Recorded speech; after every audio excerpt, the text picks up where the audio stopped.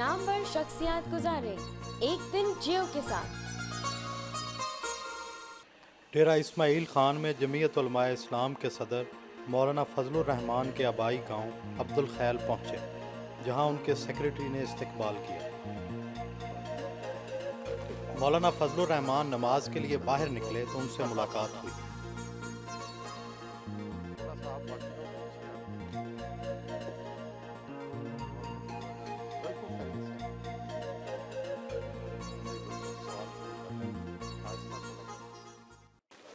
सुबह उठने की आदत कब से है? जब से होश संभाला है और मैं 7 साल की उम्र में नमाज़ पढ़ने लग गया था। हमारे चचा जान होते थे मरहूम खलीफा मोहम्मद साहब, उन्होंने नमाज़ पढ़ाना शुरू किया था, तो तब से सुबह नमाज के वक्त उठने की आदत तो है। सुबह उठना काफ़ी मुश्किल होता है, लेकिन हमें आदत पड़ गई है। घर में तो हमें इजाज़त भी नहीं थी कि हम सुबह न उठें या जमात में शामिल ना हों। कभी मार तो नहीं पड़ी सुबह देर से उठने पर? मार तो नहीं पड़ी है, लेकिन डांट ज़रूर पड़ी है, वालिद साहब की भी, चचा जान की भी। गांव में फजर की नमाज की इमामत करवाई। अल्लाहु अकबर, समिअ अल्लाहु लिमन हमिदा, अस्सलामु अलैकुम व रहमतुल्लाह।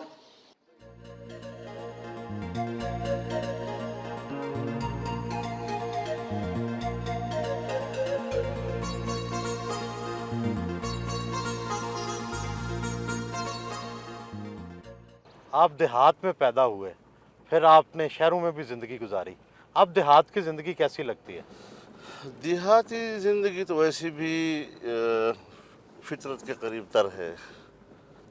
मैंने जब मुल्तान से मैट्रिक पास किया तो 2 साल तक मैंने देहातों में ही पढ़ा है जी, बिल्कुल सुनसान इलाक़ों में। तो देहाती माहौल से मेरी बड़ी मुनासबत है, और यही वजह है कि अब मेरी ज़रूरियात ज़िंदगी जो है, मेरा जो अब मसरूफ़ियात हैं, उसका अगरचे ज़्यादातर ताल्लुक़ अब गांव के घर से नहीं रहा है, लेकिन उसके बावजूद मैं जब भी डेरे आता हूँ तो कोई वक्त निकाल कर मैं ज़रूर यहाँ पहुँचता हूँ, 1-2 रात यहाँ गुजारता हूँ।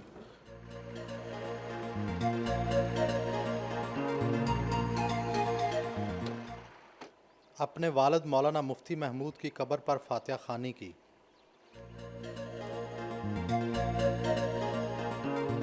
आपके वालिद मौलाना मुफ्ती महमूद की कब्र बहुत सादा है, आपने मज़ार क्यों नहीं बनवाया? हमारे यहाँ चूँकि तमाम जो जितनी भी हमारे खानकाहें हैं, हमारे कब्रिस्तानें हैं, आप देख रहे हैं कि यहाँ कोई पुख्ता कब्र नहीं है, तो इसी सुन्नत तरीक़े का लिहाज रखा गया है।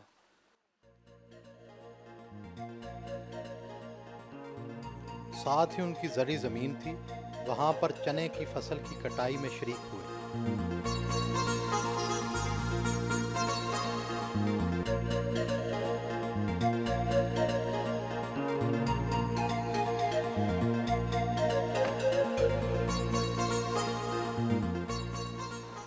आम तासुर है कि मौलवी हजरात हाथ से काम नहीं करते। क्या आप बचपन में हाथ से काम करते रहे हैं? हमारा तो ये जो आपने देखा कि देहाती माहौल है, मुझे याद है मैं यहाँ पर जब पढ़ता था तो मैं ख़ुद जाता था यहाँ सहराओं में, दरख्तों के ऊपर चढ़ के कुल्हाड़ियों से उसकी टहनियाँ काटता था।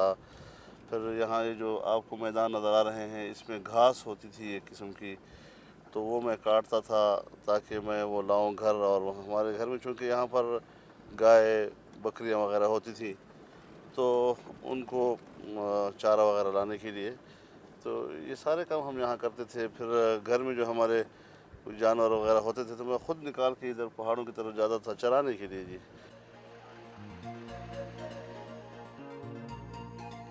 गांव वापस आए और नाश्ता किया।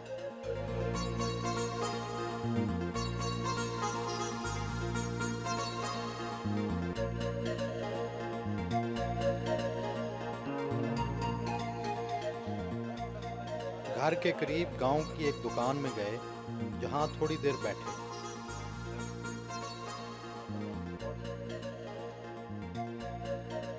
गांव में अपने वालिद के दोस्तों और दूसरे लोगों से मिले।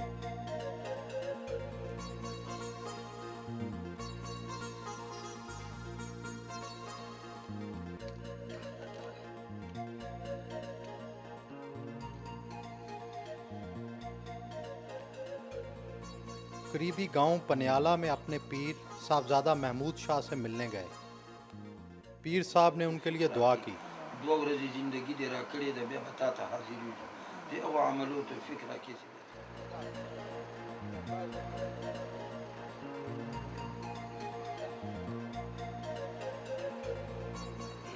बज़ाहिर सियासत बहुत मुश्किल काम है, कभी कभी आपका दिल नहीं करता कि सियासत छोड़ दें? इतना आदमी कभी तो थक जाता है, उकसा जाता है। एक तो उसकी एक थकान है, वो तो अपनी जगह पर होती है। बाज़ औक़ात ये भी एहसास होता है कि मेहनत के बावजूद मुसलसल जो मायूसियाँ होती हैं और मायूसियों का जब सफ़र लंबा हो जाता है तो ये एहसास तो आता रहता है, लेकिन फिर जो मकसद से जो लगन होती है और उसकी तबीयत में जो तहरीक होती है वो मुसलसल उसके लिए जदोजहद पे आमादा करती है और मुतहर्रिक रखती है। गांव से डेरा इस्माइल खान शहर में अपने घर पहुंचे। वालिद साहब की कौन सी बात अच्छी लगती है? जिस चीज़ के लिए वो काम कर रहे हैं वो आखिरत के लिए हमारा मकसद है और दुनिया में भी उसी से कामयाबी मिलती है जिस चीज़ के लिए वो कोशिश कर रहे हैं। उनसे किस बात पर आपको शिकायत रहती है? शिकायत तो बस इसी बात पर रहती है कि वो घर बहुत ही कम आते हैं, न होने के बराबर जैसे।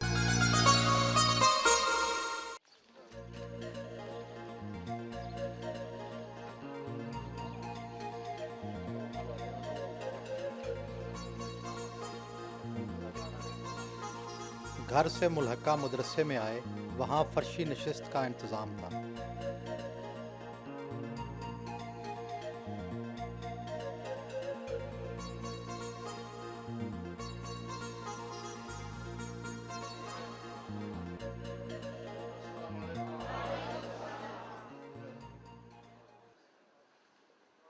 मदरसे में तलबा से खिताब के बाद दुआ की।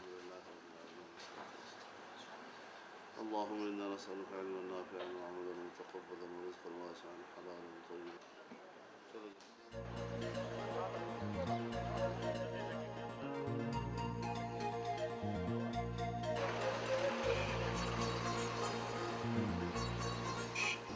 आम तासुर है कि दीनी मदारस का निसाब बहुत फरसूदा है और जदीद तकाज़ों से हम आहंग नहीं है। हमारे यहाँ स्कूल मदारस में अंग्रेज़ी भी पढ़ाई जाती है, तारीख़ भी पढ़ाई जाती है, जोग्राफिया भी पढ़ाई जाती है और इस वक्त जो जदीद दौर में कंप्यूटर का निज़ाम है वो भी राइज होता चला जा रहा है और वसअत पजीर होता जा रहा है।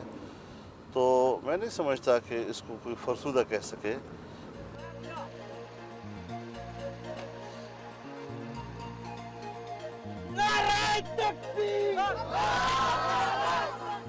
यानी सबसे पहले जनाब कायद मोहतरम साहब, हमारा पुराना और देरीना और परेशान कौन मसला रोड का मसला है। बिस्मिल्लाहिर्रहमानिर्रहीम।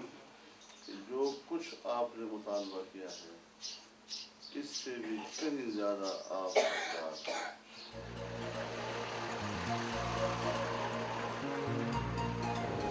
सियासत में शौक़ से आए या मजबूरी से? आप जानते हैं जी, हमारी तो आँख ही एक ऐसे घर में खुली जहाँ पर सियासत थी और वो भी नज़रियाती सियासत को एक नस्बुलैन समझ कर इख्तियार किया गया था, कोई अय्याशी समझ कर नहीं। अपने हल्का इंतखाब के दौरे पर निकले।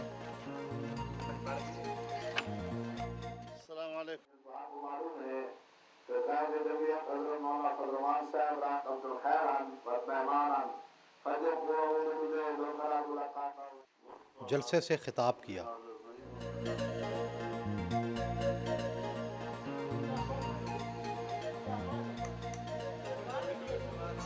चाय और मिठाई से तवाज़े की गई।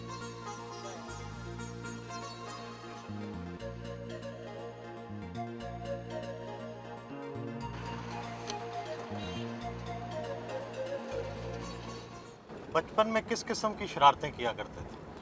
हमें तो असल में जो घरेलू माहौल मिला तो उस माहौल में बड़ी कड़ी निगरानी हमारी होती रहती थी, यानी जिस तरह एक मामूल का एक बचपन आमतौर पर होता रहता है।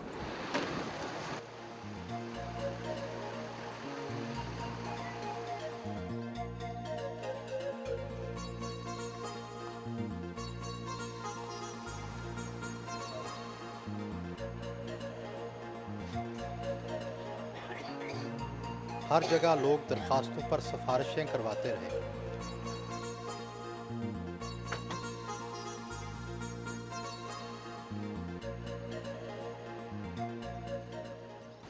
आपका ज़रिया मुआश क्या है? ऐसा कोई बाकायदा कारोबार तो नहीं है हमारा।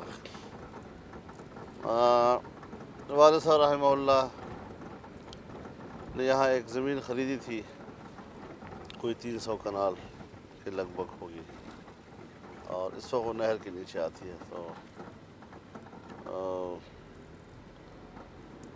इसके अलावा तो बस यही जो जमाती दोस्त अहबाब ताउन करते रहते हैं, उसके साथ हम भी चलते रहते हैं।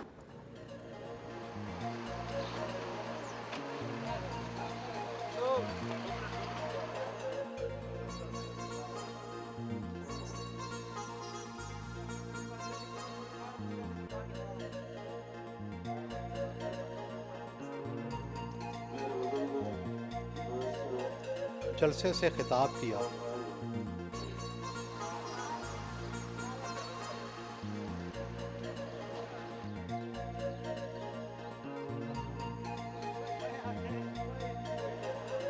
दोपहर के खाने में इलाके की खसूसी डिश सोहबत का इंतज़ाम था।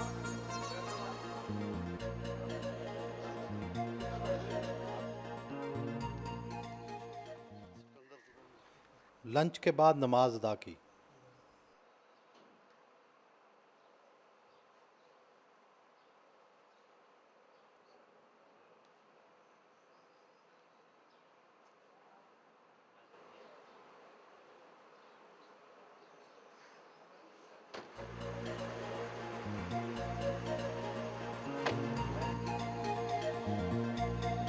क्या आप अपने बच्चों की तरबियत अपने से मुख्तलिफ अंदाज में कर रहे हैं? हिकमत का तकाज़ा यही है कि जिस तरह का माहौल हो उसी माहौल की मुनासिबत से तरबियत हो, ताकि ऐसा ना हो कि तरबियत और माहौल में इतना टकराव आ जाए कि जिसके फिर बुरे असरात इंसान पे पड़ेंगे।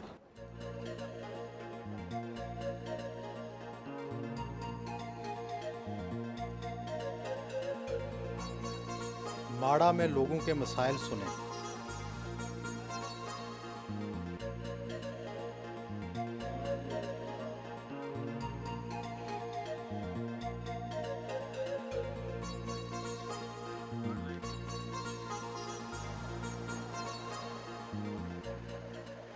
सियासत में झूठ से काम लेना पड़ता है, आप किस हद तक झूठ बोलते हैं? मेरे ख्याल में सियासत में झूठ बोलने की ज़रूरत नहीं होती, और ये हो सकता है कि अगर कोई किसी सच की ज़रूरत न हो तो बिला ज़रूरत सच न बोला जाए, उस हद तक बोला जाए जिस हद तक सच की ज़रूरत हो।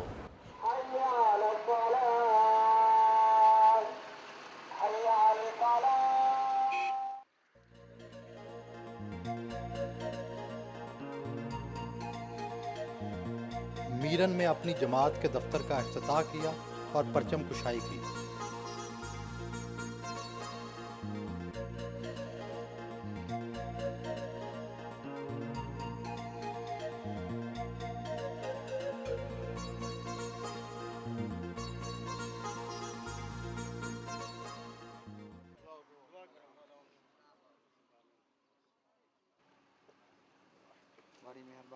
अल्लाह मुबारक फरमाए।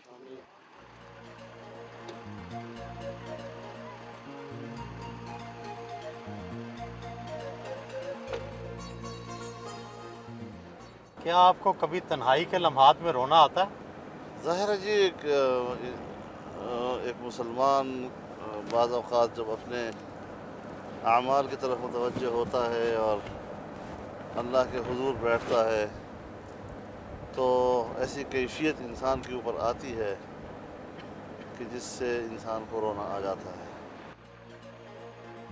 واپسی پر خانہ بدوشوں کی دریا کنارے بستی میں رکے۔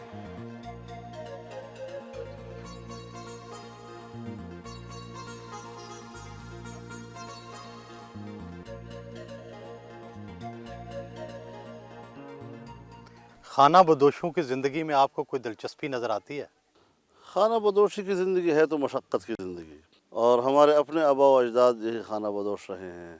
قافلوں کا تیار ہونا اور پھر وہاں سے نکلنا اور پھر روانہ ہونا اور پھر سفر میں جگہ جگہ پڑاؤ ڈالنا اور چلنا، اس کا کچھ الگ سا ہی اپنا ہی ایک لطف ہے اس کا جی۔ خانہ بدوشوں نے قہوہ پیش کیا۔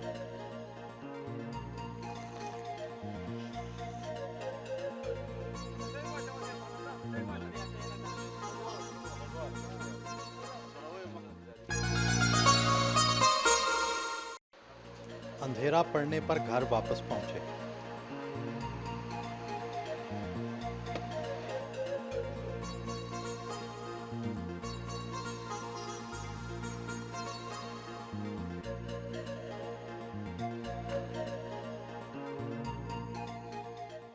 بطور بھائی ان کا آپ کے ساتھ کیسا سلوک ہے؟ بطور بھائی تو نہیں کہیں، بطور میں کہوں گا بطور والد بالکل ان کا رویہ جو ہے نا، ہم نے جو فیل کیا ہے بالکل باپ جیسا، ان کو اسی نظر سے دیکھا ہے اور اسی طرح پیش آتے ہیں، سخت بھی شفقت والے بھی۔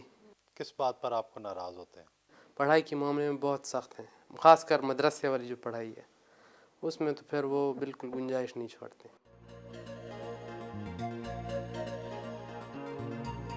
رات کو مہمانوں کے ساتھ کھانا کھایا۔ آپ کو کون سا شاعر پسند ہے؟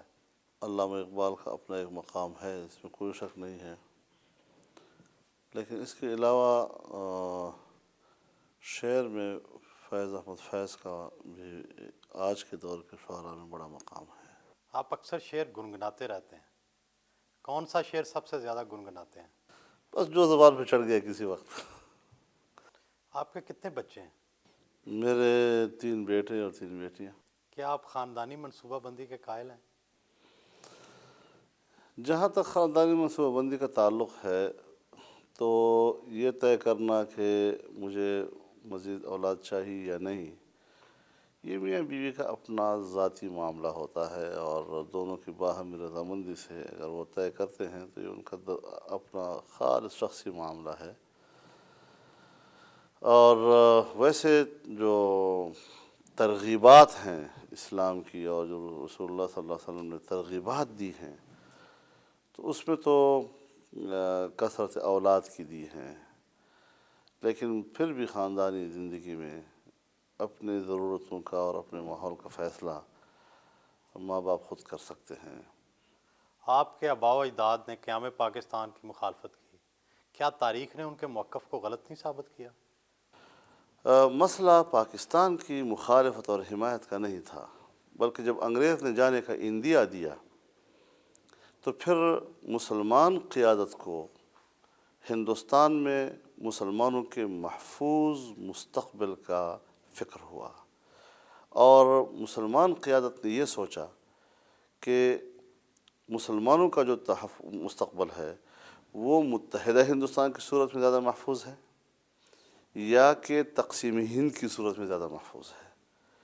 تو دونوں سوچیں جو تھیں وہ مسلمانوں کی بھلائی کے لیے تھی، مسلمانوں کی خیر خواہی کے لیے تھی، لیکن تقسیم کے بارے میں مسلمانوں نے کثرت رائے سے اپنی رائے دے دی، جس کو بعد میں تمام قیادتوں نے قبول کر لیا۔ اس فیصلے کو ہمارے اکابر نے بھی اس کو تسلیم کیا۔ پاکستان کی مذہبی جماعتوں کے بارے میں یہ الزام عام ہے کہ یہ اسٹیبلشمنٹ کی سیکنڈ لائن ہے۔ چونکہ اسٹیبلشمنٹ اور کچھ بڑی مقتدر ادارے ملک میں موجود ہیں کہ جس کے آشرواد پر الیکشن ہوتے تھے اور جس کے آشرواد پر نتیجے آتے تھے، جس کے آشرواد پر حکومتیں بنتی تھیں، اب وہ جو ایک تاثر قائم ہوا ہے تو آج متحدہ مجلس عمل کے اس اتنی بڑی کامیابی کے حوالے سے بھی یہی کہا جا رہا ہے، لیکن کوئی نہیں سوچتا یہ بات کہ ہم تو جب مجلس عمل نہیں بنا تھا ابھی، کوئی میرے خیال میں 4-5 سال سے 6 سال سے ہم مسلسل کہہ رہے ہیں کہ عوام کا جو رجحان ہے اب وہ روایتی سیاستدان یا ان پارٹیوں سے ہٹ کر مذہبی جماعتوں کی طرف ہو رہا ہے. جسم ہزارائی کا مظاہرہ متحدہ مجلس عمل میں شامل پارٹیوں نے کیا اور ہم گرفتار رہے، ہمارے کارکنوں پر گولیاں چلی، شہید ہوئے، زخمی ہوئے، ہزاروں کی تعداد میں جیلوں میں چلے گئے. تو جس مہاجرائی کا مظاہرہ ہم نے کیا ہے اسی کے بارے میں یہ باتیں کی جاتی ہیں. تو لگتا ہے کہ وہ جو ماضی میں ایسا ہوتا رہا ہے اس حوالے سے ایک ذہن ایسا بن گیا ہے اور اس تناظر میں اس قسم کی باتیں کی جاتی ہیں. میں نہیں سمجھتا کہ اس میں کوئی صداقت ہے یا حقیقت پسندی کا کوئی اظہار ہے. آپ کے خلاف ڈیزل پرمٹ لینے کے الزامات لگتے رہے، یہ الزام کس حد تک صحیح تھا؟ حالات نے جھوٹا ثابت کر دیا. اتنا لمبا وقت گزر گیا، اس میں نواز شریف کی مخالفت ہم نے کی، مشرف کی مخالفت ہم نے کی، ہر دور میں ڈٹ کر بات کی. اگر ہمارے اندر جو کمزوریاں ہوتی تو ہم بھلا حکومتوں کا اتنا ڈٹ کر مقابلہ کرتے. باقی لوگوں کو پھنسا سکتے ہیں مختلف الزامات میں، ہمیں نہیں پھنسا سکتے، ہمارے ماں میں چاچے لگتے ہیں. تو اس قسم کی باتوں کو تو حالات نے ختم کر دی بات، اور دودھ کا دودھ پانی کا پانی ہو گیا ہے. ایسی باتوں کو چھیڑنے کا کوئی فائدہ نہیں ہے میرا خیال ہے. عام تاثر ہے کہ مذہبی گھرانوں میں عورتوں کو برابر کے حقوق حاصل نہیں ہوتے. میرے خیال میں مذہبی گھرانوں ہی میں تو عورت کو اس کا صحیح مقام ملتا ہے اور اس کے حقوق کا صحیح تحفظ ہوتا ہے. جہاں خاتون کو وہ مقام دیا جائے کہ جو اللہ رب العالمین نے اس کو دیا ہے، تو میرے خیال میں اس سے بڑھ کر تو اور کچھ نہیں ہو سکتا. رومانس کو پسند کرتے ہیں؟ اس قسم کے کوئی تجربے مجھے نہیں کیے اور نہیں گھر میں کوئی ایسا ماحول مجھے ملا ہے. دن کے اختتام پر ان سے رخصت چاہیے.